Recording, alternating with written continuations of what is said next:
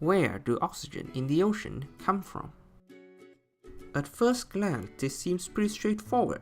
Oxygen from the atmosphere is dissolved into the water at the surface, making it easy for organisms in the water to absorb it. However, with the inclusion of planktons, this process becomes much more complex.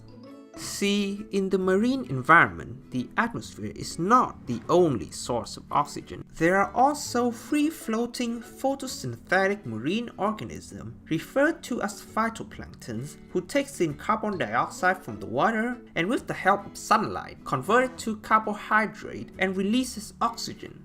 However, since these phytoplanktons need sunlight to survive, they have to live near the water surface, where they end up enriching the already enriched oxygen environment of the surface water anyway. Therefore, they don't really contribute much to the oxygen distribution of the entire ocean.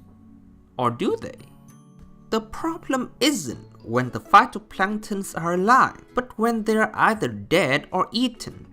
After eating phytoplanktons, zooplankton produces fecal pellets that, together with other large particles of decaying organic matter, such as other dead phytoplanktons or even dead zooplanktons, settle through the water columns to great depths. These waste organic matters, as they settle down through the water columns, are decomposed by other decomposers, which can be either microorganisms or some other zooplanktons. This decomposition consumes oxygen, leading to oxygen depletion in the deeper water. In fact, the lowest oxygen concentrations are achieved at intermediate depths, about 1 km below the surface. After this depth, the oxygen concentration actually increases. Why is this so if the source of oxygen is either from exchange with the atmosphere or production by phytoplanktons in the surface water?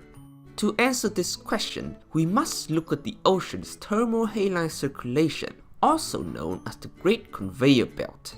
This large-scale circulation of the ocean, driven by temperature and salt content difference, moves warm surface equatorial water poleward, picking up oxygen along the way.